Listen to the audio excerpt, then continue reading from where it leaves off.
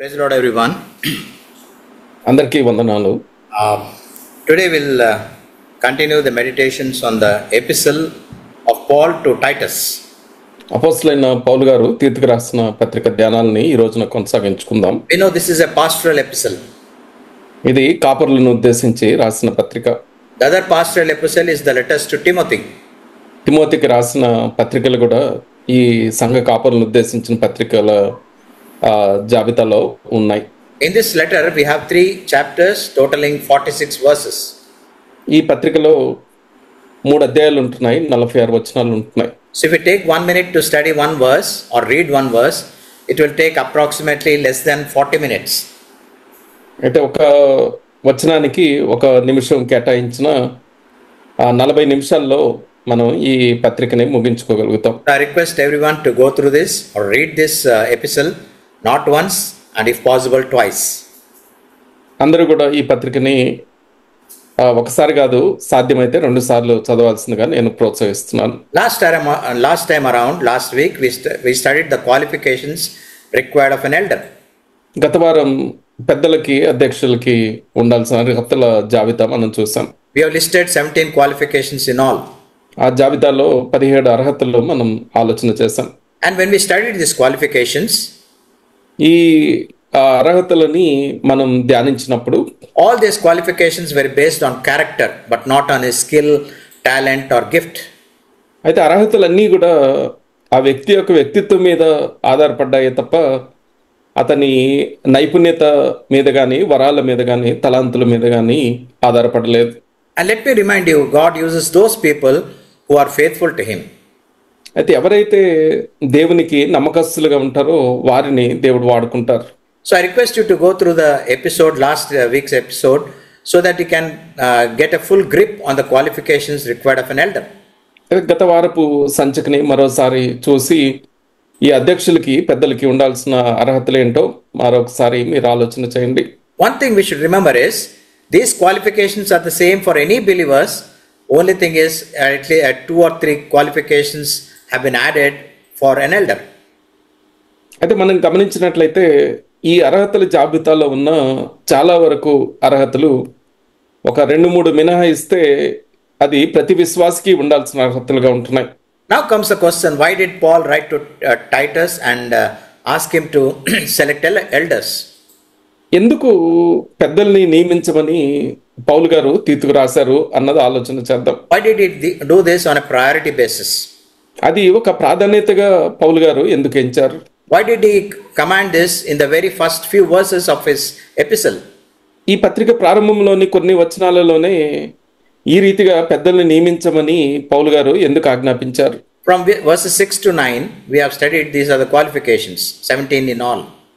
6 నుంచి 9 వరకు ఉన్న వచనాలలో 17 అర్హతల జాబితాని మనం చూసాం. Now, why did Paul instruct Titus to select elders? The reason is found in verses 10 to 16. అది ఎందుకు తీతుకు ఈ పెద్దల్ని ఏర్పాటు చేయమని రాశారు అన్నదానికి కారణాలు మనకి 10వ వచనం నుండి 16వ వచనం వరకు కనపడతాయి. The enemy was very, very active. ఎందుకంటే శత్రువు చాలా చురుకుగా పనిచేస్తున్నాడు. He was introducing destructive heresies, destructive doctrines. నాశనకరమైన, భిన్నమైన బోధని, సత్యవిరుద్ధమైన సిద్ధాంతాలని ఆ శత్రువు ప్రచారం చేస్తున్నాడు. And Paul's idea was these elders should be able to vigilantly guard the flock. అయితే పౌలు గారి ఆలోచన ఏంటంటే ఈ అధ్యక్షులు, పెద్దలు ఆ మందని చాలా జాగ్రత్తగా కాపాడాలి, సంరక్షించాలి అనేసి. In fact, when we studied last week, we already seen the first century elders or the group of people, they are appointed elders. అయితే నిజానికి మనం గత వారం కూడా ధ్యానించిన సంగతి ఏంటంటే ఈ పెద్దలు నియమించబడిన వారుగా ఉంటున్నారు.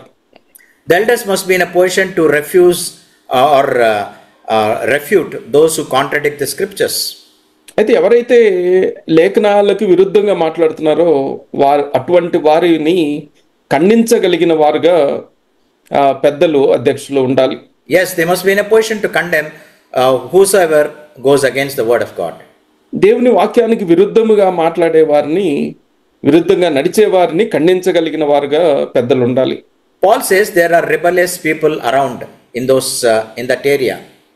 అయితే పౌలు గారు ఏమంటారంటే అవిధేయులైన వారు అలానే తిరుగుబాటు చేసే స్వభావం ఉన్న వాళ్ళు ఆ స్థలంలో ఉన్నారు అనేసి చెప్పారు. Last time we have seen one of the qualification of elders, in fact the last one, the 17th one, is holding firmly the faithful word which is in accordance with the teaching, exhort in sound doctrine, and to refute those who contradict it. అయితే గత వారం మనం ధ్యానించిన జాబితాలో 17వ అర్హతగా ఈ మాటలు మనం చూసాం. ఎదురాడి వారు మాట ఖండించుటకు శక్తి గలవాడగునట్లు ఉపదేశమును అనుసరించి నమ్మదగిన బోధను గట్టిగా చేపట్టుకుని వాడై ఉండవలెను అనేసి. Although it is found in the last, although it was the last qualification, the 17th one, but it is of prime importance when we select elders. అయితే జాబితాలో చివరిదిగా ఉన్నప్పటికీ అధ్యక్షులని పెద్దలని ఎంపిక చేసే విషయంలో ఇది అత్యంత ప్రాముఖ్యమైన అర్హతగా మనం గమనించాలి. We know, why do doctors exist at all? అసలు వైద్యులు ఈ లోకంలో ఎందుకుంటారు? For the simple reason that disease prevails among us.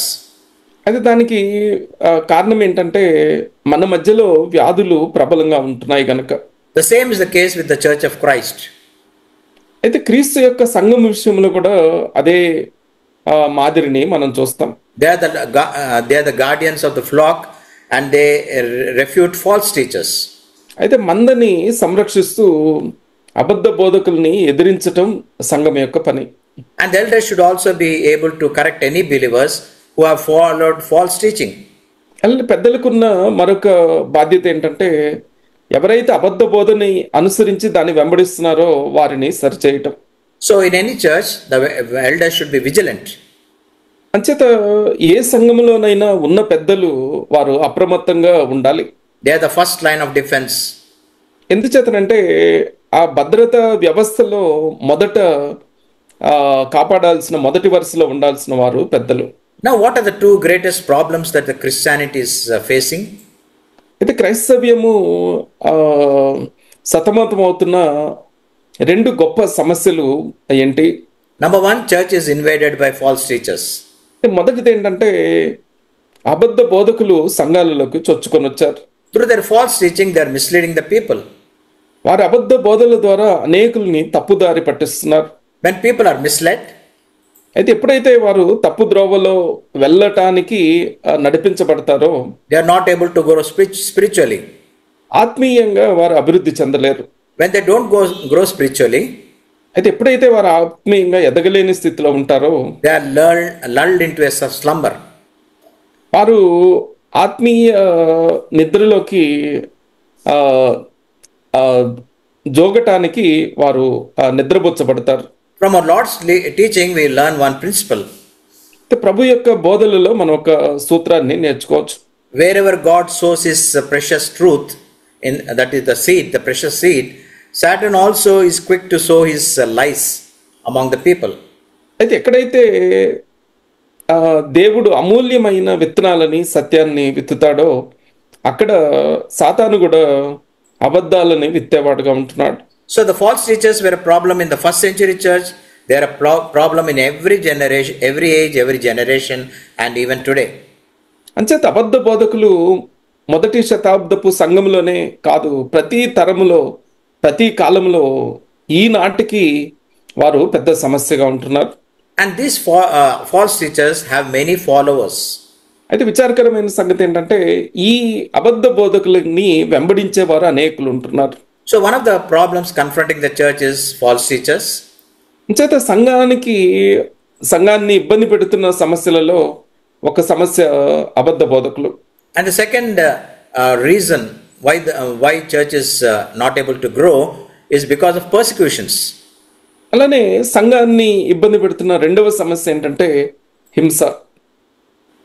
We know persecutions and suffering is part and parcel of every believer.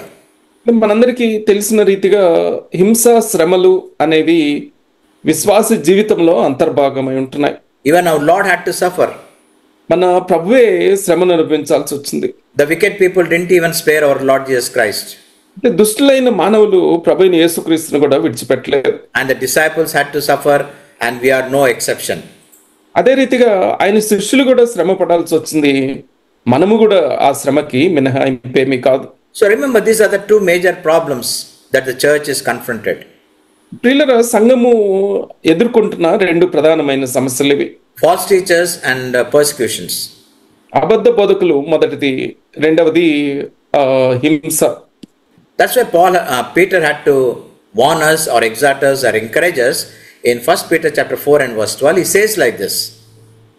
అందుకనే అపోస్తలుడైన పేతురు గారు మనల్ని హెచ్చరిస్తూ ప్రోత్సహిస్తూ 4వ అధ్యాయం 12వ వచనంలో ఈ మాట రాశారు. He says, do not be surprised at the fiery ordeals that you face.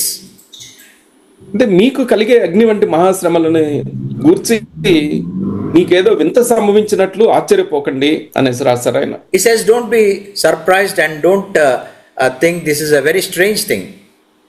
అంచేత మనకి శ్రమ అనుభవం ఎదురైనప్పుడు మాకేదో వింత సంభవిస్తుంది అనేసి భావించకూడదు. Again in the same chapter, that is 1 Peter chapter 4 and verse 16, he says, if anyone suffers as a Christian, let him not be ashamed. అదే అధ్యాయము 1 పేతురు 4వ అధ్యాయంలో 16వ వచనంలో అటువంటి బాధ శ్రమ ఏదైనా ఒక క్రైస్తవునికి ఎదురైతే అతడు సిగ్గుపడకూడదు అని రాశారు. So now you must be knowing the context in which Paul is writing this epistle to Titus. అది ఏ సందర్భంలో ఏ ఉద్దేశంతో తీతుకి ఈ పౌలు గారు ఈ పత్రిక రాశారో మీకు అర్థమైంది అనుకుంటాను. So in plain words, Paul is saying to Titus, if you can appoint elders, they'll be best able to refute these false teachers. అంటే దీన్ని సులభంగా చెప్పుకోవాలి అనేసి అంటే, నీవు పెద్దలని ఏర్పాటు చేయటం ద్వారా ఈ అబద్ధ బోధకులని వారి బోధని నీవు ఎదిరించి విశ్వాసుల్ని కాపాడుకోవచ్చు అనేసి. Now comes the question, who are these false teachers? అయితే మనకు ఇప్పుడు తలెత్తే ప్రశ్న ఏంటంటే, ఈ అబద్ధ బోధకులు ఎవరు అనేసి. If you read verse 10, 10వ వచనాన్ని మనం చదివినట్లయితే, they are the people of circumcision, they are the Jews. అయితే సున్నతి సంబంధులు అనేసి ఇక్కడ పేర్కొనబడిన వాళ్ళు యూదులు. If you can read verse 10, brother. 10వ వచనాన్ని తెలుగులో చదువుకుందాం. అనేకులు విశేషంగా సున్నతి సంబంధులను, అవిధేయులను, వదరుబోతులను, మోసపుచ్చువారినై ఉన్నారు. So Paul describes them as avideyulu, rebellious people. అయితే పౌలు గారు ఇక్కడ అవిధేయులు లేదా తిరుగుబాటు చేసేవారు అనేసి వారి గురించి వర్ణిస్తున్నారు. And he says they're empty talkers. తర్వాత రెండవది వట్టి మాటలు మాట్లాడే వదరుబోతులు అనేసి అంటున్నారు. And thirdly, they are deceivers. తర్వాత మూడవది వీరు మోసపుచ్చేవారు అంటున్నారు. And Paul goes on to say that there are many such people. అయితే పౌలు గారు ఈ వచనంలోనే అనేకులు ఇటువంటి వారు ఉన్నారు అనేసి రాశారు. That means there are forced to reckon with. అంటే మనం ఎదుర్కొనే ఒక శక్తిగా, ఒక వ్యవస్థగా వాళ్ళు ఉంటున్నారు. So the enemies are outnumbering the believers. అంచేత మనం గమనించినట్లయితే విశ్వాసుల కంటే అధిక సంఖ్యలో శత్రువులే ఉంటున్నారు. Now who are the ones who will fight these false teachers? అయితే ఈ అబద్ధ బోధకుల మీద పోరాడాల్సింది ఎవరు? Who are the ones who will silence their false teaching? అలానే వారి అబద్ధ బోధ నుండి వారిని నోరు మూయించేవారు ఎవరు? They are the elders of the church. వారెవరు అనంటే సంఘములో ఏర్పాటు చేయబడిన పెద్దలు లేదా అధ్యక్షులు. Elders are like soldiers in a war. పెద్దలు యుద్ధములో ఉండే సైనికుల వలె ఉంటున్నారు. So they are the first line of defense. అంచేత మనం వీరిని ఆ భద్రతా వ్యవస్థలో మొదటి వరుసలో ఉన్న వ్యక్తులుగా గమనించాలి. So not only they defend the word, they defend the doctrine which we have in Christianity. అంచేత క్రైస్తవ్యంలో మనకున్న వాక్యంలో ఉన్న సిద్ధాంతాల కొరకు నిలబడి పోరాడే వాళ్ళుగా వీళ్ళు ఉంటారు. In fact, Paul is commanding the same thing to Timothy also, and he says, you confront those who are indulging in spreading false doctrine. అంటే నిజానికి పౌలు గారు తిమోతికి రాసిన లేఖలో కూడా ఆయన ఏమంటారంటే, ఈ రీతిగా అబద్ధ సిద్ధాంతాలని ప్రచారము చేస్తున్న వారిని నీవు ఖండించు, ఎదురాడు, గద్దించు అనేసి చెప్పారు. What's the consequence of these false teachers by their false teaching? అయితే వీళ్ళు చేస్తున్న అబద్ధ బోధ యొక్క పర్యవసానాలు ఎలా ఉంటాయి? And it says they are upsetting families. అయితే ఇక్కడ ఏమని చెప్పబడిందంటే కుటుంబాలనే పాడు చేస్తున్నారు వాళ్ళు అని చెప్పబడింది. In those days, they had home churches. అయితే ఆ దినాలలో గృహంలోనే సంఘాలు కూడుకునేవి. So few families used to come around and they gather for worship. అంచేత కొన్ని కుటుంబాలు కలిసి వచ్చి కొన్ని ఇళ్లలో ఆరాధన నిమిత్తం కూడుకునేవారు. So these false teachers invaded their homes and gained entry into their house and taught false doctrines.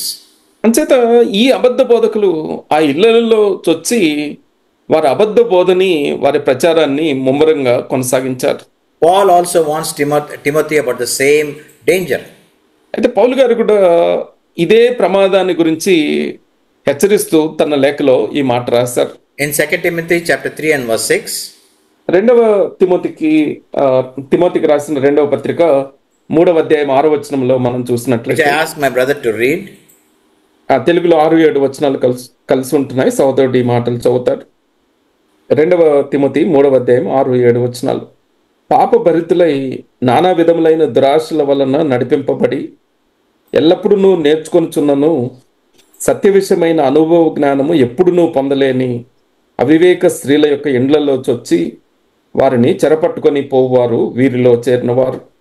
Who are the victims of these false teachers? ఈ అబద్ధ బోధకుల బారిన పడుతున్న బాధితులు ఎవరు? It says weak women. అయితే బలహీను రాళ్ళైన స్త్రీలు అనేసి ఇక్కడ చెప్పబడింది. They are not strong in the faith, they are not strong in the word. అయితే విశ్వాసంలో, వాక్యంలో బలము లేని స్త్రీలని ఇక్కడ అవివేక స్త్రీలు అని చెప్పబడింది. అటువంటి వారిని గురిగా పెట్టుకొని వీరు దాడి చేస్తున్నారు. Usually women think that we need not be strong in the word, we need not read the word, because this is the area of men. అయితే స్త్రీలు ఏమని భావిస్తూ ఉంటారంటే, వాక్యములో మనకంత లోతు అవసరం లేదు, బలం అవసరం లేదు, అది పురుషుల పని అనేసి భావిస్తూ ఉంటారు. But here we see they are also very important, because the false teachers gained entry because by catching this weak woman. స్త్రీలకు కూడా వాక్యం ఎందుకు అవసరము అని అంటే, ఈ వచనంలో చెప్పబడిన రీతిగా ఈ స్త్రీల యొక్క బలహీనతని చూసి అబద్ధ బోధకులు వారు వీళ్ళ గృహాలలోకి ప్రవేశాన్ని పొందారు. We may wonder why these false teachers are doing this.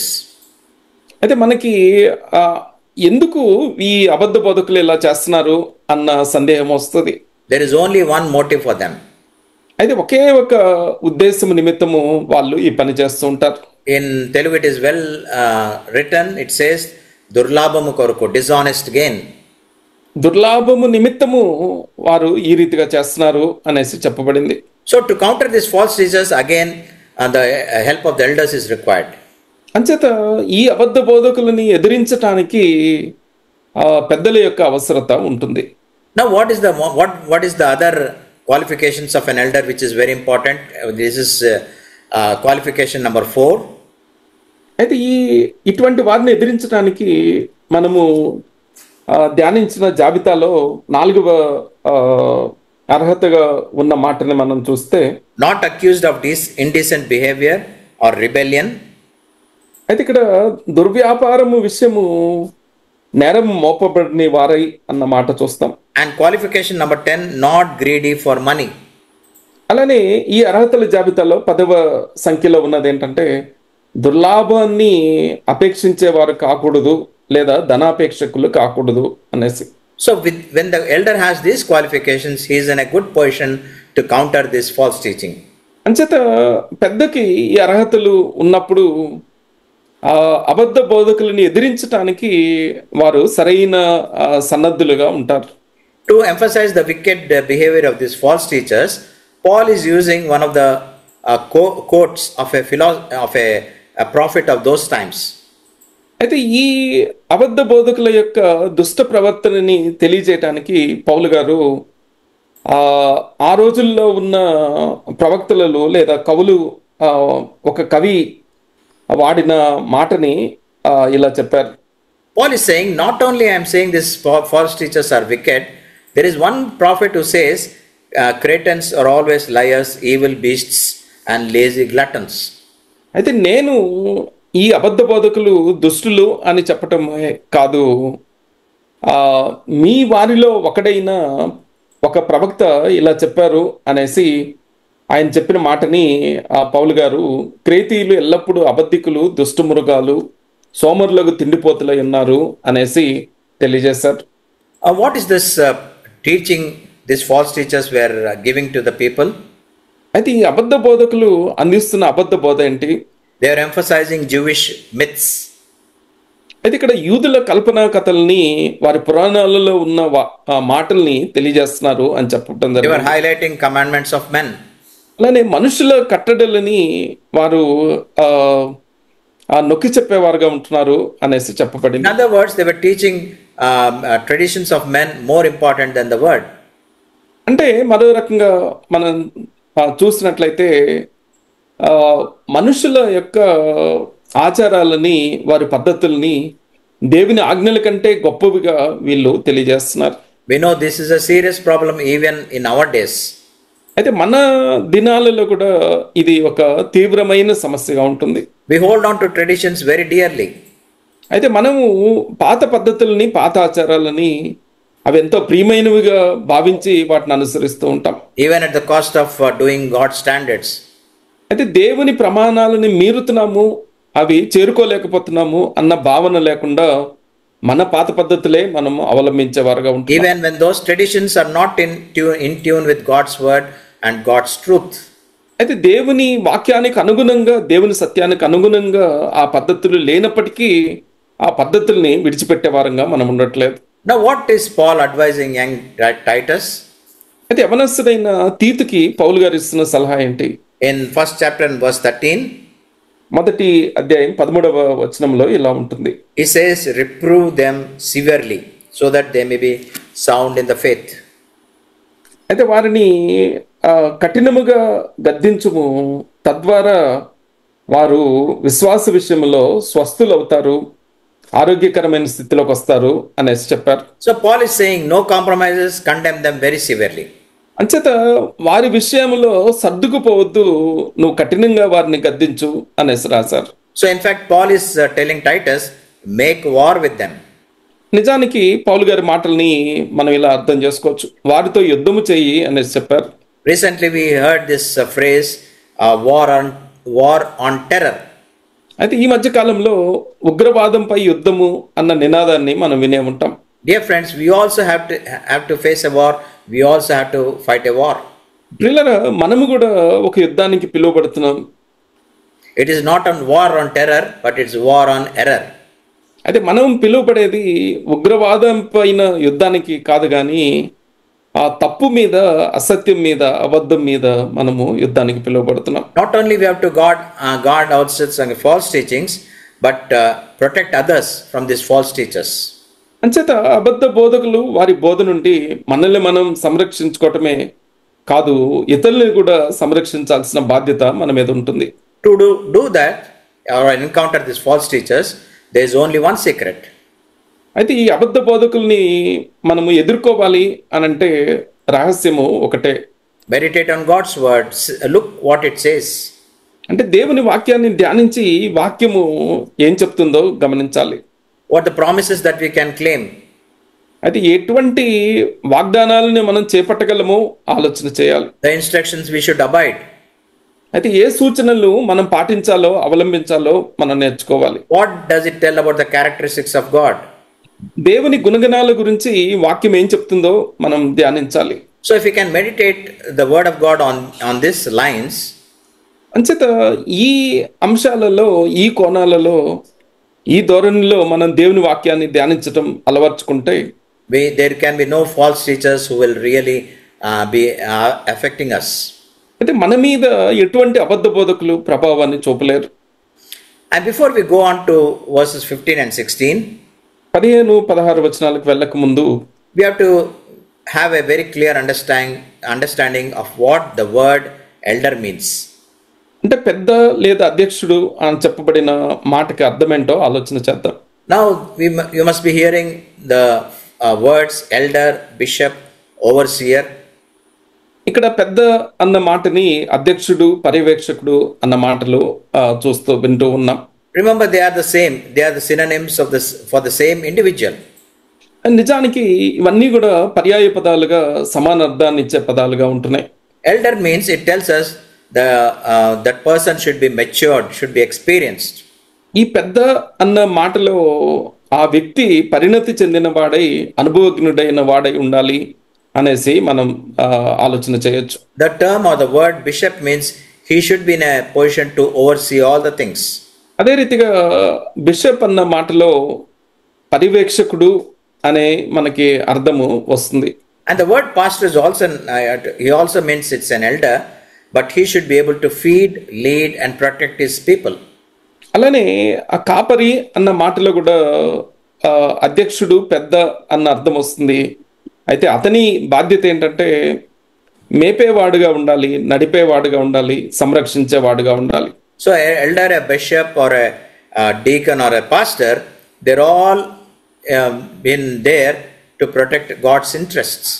అంచేత పెద్ద అయిన, అధ్యక్షుడైన, పర్యవేక్షకుడైన, కాపరైన దేవుడు ప్రాముఖ్యంగా ఎంచిన వాటిని భద్రపరచటము వారి యొక్క బాధ్యతగా ఉంటుంది. So whenever elders are appointed in a church, they take care of everything. అంచేత పెద్దలు నియమించబడినప్పుడు వారు ఇవన్నీ కూడా అన్నిటినీ పర్యవేక్షించేవారుగా బాధ్యతాయుతంగా వారు ఉంటారు. So we see elders have a very solemn duty to perform. అంచేత పెద్దలకి ఒక గంభీరమైన విధులు దేవుడు ఏర్పాటు చేశారు. Now, before we go into the last two verses, the meditation of the last two verses, చివరి 2 వచనాల ధ్యానాల్లోకి వెళ్ళక ముందు we have to understand that there are people who are classified as false teachers. Who are the people who are classified or categorized as false teachers? అయితే అబద్ధ బోధకులు అనేసి ముద్ర వేయబడుతున్న వ్యక్తులు ఎటువంటి వారు అనేది ఆలోచన చేద్దాం. They are also known as false prophets or false preachers. అదే రీతిగా ఈ అబద్ధ బోధకుల్ని అబద్ధ ప్రవక్తలు అనుకోవచ్చు, అబద్ధ ప్రసంగికులు అనేసి కూడా అనుకోవచ్చు. So from this meditation onwards, dear friends, we have to be very, very careful. అంచేత ఈ ధ్యానము తర్వాత వీరి విషయమై మనం చాలా జాగ్రత్తగా ఉండాలి. Not everyone who claims to be a preacher is from God. ప్రియులారా, మనం గమనించినట్లయితే మేము బోధకులము అని చెప్పుకునే వాళ్ళు అనేకులు దేవుని చేత పంపబడ్డవారు కాదు. That's why we need to be discerning. As believers, we need to be discerning. అంచేత విశ్వాసులమైన మనము వివేచన గలవారమై ఉండాలి. In the Old Testament, if we read the book of Jeremiah, పాత నిబంధనలో ఇర్మియా గ్రంథాన్ని మనం చదివినట్లయితే one of the primary reasons God called him to be a prophet is to rebuke the false prophets who are misleading the people. అయితే దేవుడు అతన్ని పిలువటానికి ఉన్న కారణాలలో ప్రధానమైన కారణము తన ప్రజలైన ఇశ్రాయేలీలని అబద్ధ బోధకులు తప్పుదారి పట్టిస్తున్నారు గనక వారిని గద్దించడానికి ఆయన పిలువబడ్డాడు. So if you turn our Bibles to Jeremiah chapter 23, అంచేత మన బైబిల్లో ఇర్మియా గ్రంథము 23వ అధ్యాయానికి వస్తే from verses 9 to verses 40, 9వ వచనం నుంచి 40వ వచనం వరకు, this passage of 32 verses is titled in my English Bible as false prophets denounced. అయితే ఈ 32 వచనాలు ఉన్న ఈ భాగానికి నా ఇంగ్లీషు బైబిల్లో అబద్ధ ప్రవక్తలు ఖండించబడుట అనేసి ఇక్కడ దానికి ఒక శీర్షికగా వాళ్ళు పెట్టడం జరిగింది. I request everyone to read this 32 verses. ఈ 32 వచనాలు అందరూ చదవాల్సిందిగా నేను కోరుతున్నాను. Please take time after this Bible study is over to read these verses. ఈ బైబిల్ అధ్యయన కూడికైన వెంటనే ఈ 32 వచనాలు చదవాల్సిందిగా నేను కోరుతున్నాను. Why are they important means from this passage we know this character of these false teachers. ఈ వచనాలు ఎందుకు చదవమంటున్నాను అనంటే ఈ వచనాలలో ఈ అబద్ధ బోధకుల యొక్క లక్షణాలు మనకి కనపడతాయి. But in our meditation we shall be reading or citing few verses to highlight the characteristics of these false prophets. అయితే ఈ రోజు ధ్యానంలో కొన్ని మాటలు మనం ఆలోచన చేద్దాం, తద్వారా ఈ అబద్ధ బోధకుల లక్షణాలు ఏంటో నేర్చుకుందాం. In Jeremiah 23 and verse 11, ఇర్మియా గ్రంథం 23వ అధ్యాయం 11వ వచనంలో చూసినట్లయితే God says, both the prophet and priest are defiled. ప్రవక్తలేమి యాజకులేమి అందరూ అపవిత్రులు అనేసి దేవుడు అన్నారు. Even in my house I found their wickedness. అయితే నా మందిరంలోనే వారి చెడుతనము నాకు కనబడింది అనేసి దేవుడు అన్నారు. Prophet, we know he speaks on behalf of God to his people. మనం గమనించినట్లయితే ప్రవక్తలు దేవుని పక్షాన మాట్లాడేవారుగా ఉంటారు. And a priest speaks and works on behalf of his people and puts all those things to God. అదే రీతిగా యాజకుడు ప్రజల యొక్క ప్రతినిధిగా ఉంటూ వారి అవసరతల్ని దేవుని దగ్గరికి తీసుకొచ్చేవారుగా ఉంటారు. But what happened to this prophet and the priest? They are wicked people in the sight of God. అయితే ఈ ప్రవక్తలు యాజకుల పరిస్థితి ఎలా ఉంది అని అంటే దేవుని దృష్టిలో అపవిత్రులై చెడుతనము చేసేవారుగా ఉంటున్నారు. And if you come to verse 16, 16వ వచనానికి మనం వస్తే it says, this is what the Lord of armies says, do not listen to the words of the prophets who are prophesying to you. They are leading you into futility. వారు మిమ్మును భ్రమపెట్టుదురు. 16వ వచనంలో ఈ రీతిగా ఉంటుంది. సైన్యములకు అధిపతియగు యెహోవా ఇలాగ సెలవిచ్చుచున్నాడు, మీకు ప్రవచనములు ప్రకటించు ప్రవక్తల మాటలు ఆలకింపకుడి, వారు మిమ్మును భ్రమపెట్టుదురు. And what is another characteristics of them? They tell a vision of their own imagination. అయితే మరొక లక్షణం ఏంటంటే వారు ఊహించిన దాన్ని కలలుగా వీళ్ళు చెప్పేవారుగా ఉంటున్నారు. యెహోవా ఆజ్ఞను బట్టి మాట్లాడక తమకు తోచిన దర్శనమును బట్టి పలుకుదురు. They tell some visions out of their own imaginations. అంచేత వారు ఊహకొచ్చినవి కల్పితమైనవి, అవి నేను దేవుడి నుండి పొందిన దర్శనము అని చెప్పేవారుగా ఉంటారు. They don't speak God's word. అంచేత దేవుని మాటలు పలికేవారుగా వీళ్ళుండరు. They don't preach from the Bible. అలానే బైబిల్లో ఉన్న సంగతులు వారు బోధించరు. In verse 21, 21వ వచనంలో మనం చూసినట్లయితే Lord says, I did not send them, I did not speak to them, but they prophesied. ఇక్కడ దేవుడు ఏమంటున్నారంటే నేను వారిని పంపలేదు, అయినా వాళ్ళు వచ్చారు. నేను వారితోటి ఏ మాటలు చెప్పలేదు, అయినా వారు ప్రకటిస్తున్నారు. Verse 25, 25వ వచనం మనం చూసినట్లయితే they have prophesied falsely saying, I had a dream, I had a dream. అయితే వీళ్ళు అబద్ధాలు ప్రకటిస్తూ కలగంటిని అని చెప్తున్నారు అనేసి ప్రవక్తల మాటలని దేవుడు తెలియజేస్తున్నారు. Did we not hear preachers saying this? అంటే మనం కూడా ప్రసంగికులు బోధకులు ఈ రీతిగా ఈ మాటలు వాడటం వినలేదా? They say, I have a dream concerning you. అయితే మీ విషయమై నాకు ఒక కల వచ్చింది అనేసి చెప్తూ ఉంటారు. But we should classify them without any hesitation as false teachers. అంచేత అటువంటి వారిని ఎలాంటి సందేహము లేకుండా అబద్ధ బోధకులుగా మనము పరిగణించవచ్చు. Verse 31, 31వ వచనాన్ని చూద్దాం. they falsely say the Lord declares, is not the same words we yes, the Lord declares. అయితే స్వేచ్ఛగా నాలుకలు ఆడించుకుంటూ దేవోక్తులు అనేసి ప్రకటిస్తున్నారు, లేదా దేవుడు ఇలా సెలవిచ్చాడు అనేసి వాళ్ళు ప్రకటిస్తున్నారు. Usually we see this vocabulary from these false teachers.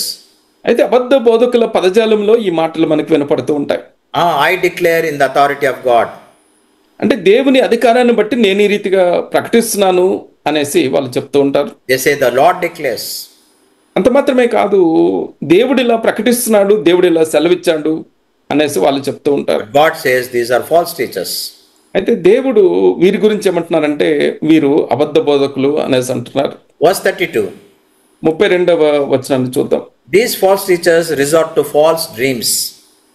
అయితే మాయా స్వప్నాలను ప్రకటించి వాటిని చెప్పుచు అనేసి చెప్పబడింది. And they resort to lies. అబద్ధాలు చెప్తున్నారు. And one more characteristic is reckless boasting. అలానే మాయతో కూడిన ప్రగల్భాలు పలుకుతున్నారు అనేసి మరొక లక్షణము ఈ వచనంలో చెప్పబడింది. So do we not recognize when we hear some preachers the same characteristics? అయితే కొంతమంది బోధకులు విన్నప్పుడు ఈ లక్షణాలు వారిలో మనకు కనపడట్లేదంటారా? Now if we summarize these characteristics of these false teachers, ఈ అబద్ధ బోధకుల లక్షణాలని మనము సమీక్షించుకుంటే number one, they are defiled. అయితే మొదటిది వారు అపవిత్రులుగా ఉంటున్నారు. What does that mean? అంటే దాని అర్థం ఏంటి? A lifestyle that is unholy and unbecoming of a Christian. అపరిశుద్ధమైన క్రైస్తవులకు తగని జీవన శైలిని అనుసరించటం. Secondly, they speak not out of biblical authority. తర్వాత రెండవది బైబిల్ ఆధారిత మాటలు చెప్పకపోవటం. And thirdly, they speak of having dreams. తర్వాత మూడవది మేము కలలు కన్నాము, దర్శనాలు వచ్చాయి అనేసి చెప్పుకోవటం. They lead us to believe that they had a revelation or a dream about us. అంటే వారి మాటల ద్వారా మన గురించిన దర్శనం వీళ్ళకి ఏదో వచ్చింది అని మనల్ని నమ్మించే ప్రయత్నం వాళ్ళు చేస్తూ ఉంటారు. And secondly, they say they had a vision, they had a dream. అలానే మాకు మీ గురించిన కళలు వచ్చాయి, దర్శనాలు వచ్చాయి అనేసి చెప్తూ ఉంటారు. Remember friends, our basis of spiritual growth is in the scriptures, but not on the dreams of any or visions of any particular person. పిల్లలు గమనించండి, మన ఆత్మీయ అభివృద్ధి లేఖనాల ద్వారా మనకి కలుగుతుంది తప్ప ఎవరికో వచ్చిన కళల మూలంగా, దర్శనాల మూలంగా కలగదు. In Romans 10 we see faith comes by hearing and hearing by the hearing by the word of God. రోమీయులకు రాసిన పత్రిక 10వ అధ్యాయంలో వినుట వలన విశ్వాసము వస్తుంది, ఆ వినుట క్రీస్తుని గురించిన మాట వలన వస్తుంది అనేసి చెప్పబడింది. And the fifth characteristics of this false teacher is they resort to lies when confronted about their preaching or the topic or the matter or the doctrine they preach. అదే రీతిగా మనము ఈ అబద్ధ బోధకుల్ని ఎదిరించినప్పుడు వారు దాని గురించి కూడా సమర్థించుకుంటూ అబద్ధాలే చెప్తారు. And sixthly, ఆరవది, these false teachers boast about their capabilities. వారి యొక్క సామర్థ్యాన్ని గురించి అతిశించే వాళ్ళుగా ఉంటారు వీళ్ళు. Capabilities of healing, capabilities of blessing. అయితే ఆ రీతిగా మేము స్వస్థపరచగలిగిన వరముంది, మిమ్మల్ని ఆశీర్వదించే వరముంది అనేసి వారు కలిగిన వరాలను బట్టి అతిశించేవారుగా ఉంటారు. They never ascribe any glory to God. అలానే వాళ్ళని చూసినప్పుడు దేవునికి మహిమని వచ్చే రీతిగా వారు దేవునికి మహిమని ఆపాదించిన వారుగా ఉంటారు. Even as a preacher, one verse comes to my mind. అయితే నేను ఈ మాటలు బోధిస్తుండగా ఒక మాట నాకు జ్ఞాపకానికి వస్తుంది. It is found in Acts chapter 3 and verse 12 where Peter and John they healed a lame person. అపోస్తలుల కార్యాల గ్రంథం 3వ అధ్యాయంలో పేతురు యోహానులు ఒక కుంటివాడిని బాగు చేశారు. And they say to the people around them, we have not done this, but it is because of Jesus who has healed him. అయితే వాళ్ళని చూసి అక్కడున్న ప్రజలు ఆశ్చర్యపోయినప్పుడు మేము కాదు వీడిని స్వస్థపరిచింది, యేసు స్వస్థపరిచాడు అనేసి వాళ్ళు చెప్పారు. So these characteristics of false teachers should be well known to us so that we can contradict them. అంచేత ఈ అబద్ధ బోధకుల లక్షణాలు మనము క్షుణ్ణంగా నేర్చుకున్న వారమైతే తేలికగా వారిని ఎదిరించగలుగుతాం. Remember, it all happened in the Garden of Eden. సంగతులన్నీ ఏదైనా తోటలోనే జరగటం మనం గమనించాలి. There was distortion of the word. అక్కడ మనం గమనించినట్లయితే దేవుని వాక్యాన్ని వక్రీకరించడం కనబడుతుంది. There was deviation from the word. దేవుని వాక్యము నుండి పక్కకు తొలగటం మనకు కనపడుతుంది. And Satan caused Eve to doubt God's word. అదే రీతిగా దేవుని వాక్యాన్ని అనుమానించటం, సందేహించటం అది అవలో సాతాను కలిగించాడు. So this false teaching brought sin into this world. అంచేత ఈ అబద్ధ బోధ మూలముగా పాపము లోకంలోకి ప్రవేశించింది. And from then on Satan is using this favorite weapon, this deadly weapon, and so that he can put out the believing people out from God's grace. అయితే ఆనాటి నుండి ఈనాటి వరకు ప్రాణాంతకమైన సాతానికి ఇష్టమైన ఆయుధమైన అబద్ధాలని వాడుకుంటూ దేవుని కృప నుండి మనుషులను తొలగిపోయేలాగా చేస్తూ వస్తున్నాడు. So this has been a problem in the Old Testament and even in the New Testament. అంచేత ఇది పాత నిబంధనలో ఉన్న సమస్య కాదు, క్రొత్త నిబంధనలో ఉన్న మనకి ఇది ఒక సమస్యగానే ఉంటూ వచ్చింది. Even our Lord condemned the Pharisees and the scribes and saying, "Won't you scribes and Pharisees, you are like wolves in sheep's clothing." ప్రభు అయిన యేసుక్రీస్తు శాస్త్రులని పరిసయ్యులని ఖండిస్తూ, పరిసయ్యులారా శాస్త్రులారా మీకు శ్రమ, మీరు గొర్రెల చర్మాలు వేసుకున్న క్రూరమైన తోడేళ్ళు అనేసి వారితో అన్నారు. He condemned their false traditions. అంచేత అబద్ధ పద్ధతులు, పితృపారంపర్యాచారాన్ని అనుసరిస్తున్న వాళ్ళ విధానాన్ని ప్రభువు ఖండించారు. He condemned them because they distorted God's word. ఎందుకు వారిని ప్రభు ఇలా అన్నారు, ఎందుకు ఖండించారు అని అంటే, దేవుని వాక్యాన్ని వక్రీకరిస్తూ పలచన చేస్తూ వారు జీవిస్తున్నారు కనుక. So these false teachers are very they lead the church astray. అంచేత ఈ అబద్ధ బోధకులు సంఘములో ఉన్న విశ్వాసులు తొట్టిల్లేటట్లుగా, చెదిరిపోయేటట్లుగా చేస్తారు. Paul had to admonish the Galatian church. అయితే గలతీ సంఘాన్ని కూడా పౌలు గారు నిందిస్తూ ఈ మాటలు రాశారు. And he says in the first chapter and the 6th verse, he says, I am amazed that you are so quickly deserting him who called you by the grace of Christ for a different gospel. గలతీలకు రాసిన పత్రిక 1వ అధ్యాయం 6వ వచనంలో వారి గురించి పౌలు గారు ఇలా రాశారు. క్రీస్తు కృపను బట్టి మిమ్మల్ని పిలిచిన వాణిని విడిచి భిన్నమైన సువార్త తట్టుకు మీరెంత త్వరగా తిరిగిపోవట చూడగా నాకు ఆశ్చర్యం అవుతుంది అనేసి రాశారు. So dear friends, it's very important that we have to evaluate every sermon that we hear, as did the church at Berea. పిల్లలు, అందుచేత మనం ఏ ప్రసంగము విన్నా అది బైబిల్లో ఉన్నదానికి అనుబంధంగా, దానికి సరిపోయేదిగా ఉందా లేదా అనేసి బెరియా సంఘస్థులు ఏ రీతిగా చేశారో అలానే మనము చేయాల్సి ఉంటుంది. So what did this church do? అయితే ఈ సంఘస్థులు ఏం చేశారండి? If we read Acts 17 and verse 11, అపోస్తలుల కార్యాల గ్రంథం 17వ అధ్యాయము 11వ వచనం చూసినట్లయితే, and these people were more noble-minded than those in Thessalonica, for they received the word with great eagerness, examining the scriptures daily to see whether these things were so. 17వ అధ్యాయం 11వ వచనంలో ఈ రీతిగా ఉంటుంది. వీరు తెస్సలోనికలో ఉన్న వారి కంటే గనులై ఉండిరి కనుక ఆసక్తితో వాక్యమును అంగీకరించి పౌలును సీలయు చెప్పిన సంగతులు అలాగున్నవో లేవో అని ప్రతిదినమును లేఖనములో పరిశోధించు వచ్చిరి. They did not just see Paul and Silas and said, these are great people and we just have to listen to their sermon and obey. పౌలును సీలను చూసి వీళ్ళు గొప్ప వ్యక్తులు, గొప్ప దైవజనులు కనుక వీరి మాటలు ఉన్నట్టుగా తీసుకొని వారిని అనుసరిద్దాం అనేసి వీళ్ళు అనుకోలేదు. So whatever they heard, they collaborated with the scriptures. పౌలు సీలలు ఏం చెప్పినా ఆ సంగతులు బైబిల్లో, లేఖనాలలో అలానే ఉన్నాయా లేదా అని పరిశోధించారు. That's why the Bible calls them as noble-minded. అందుకనే వీరిని గనులు అనేసి దేవుని వాక్యము చెప్తుంది. So every church, every believer has to imitate the church and believers at Berea. ప్రతి సంఘములో ఉన్న ప్రతి విశ్వాసి బెరియా సంఘములో ఉన్న విశ్వాసుల మాదిరిని అనుసరించాల్సి ఉంటుంది.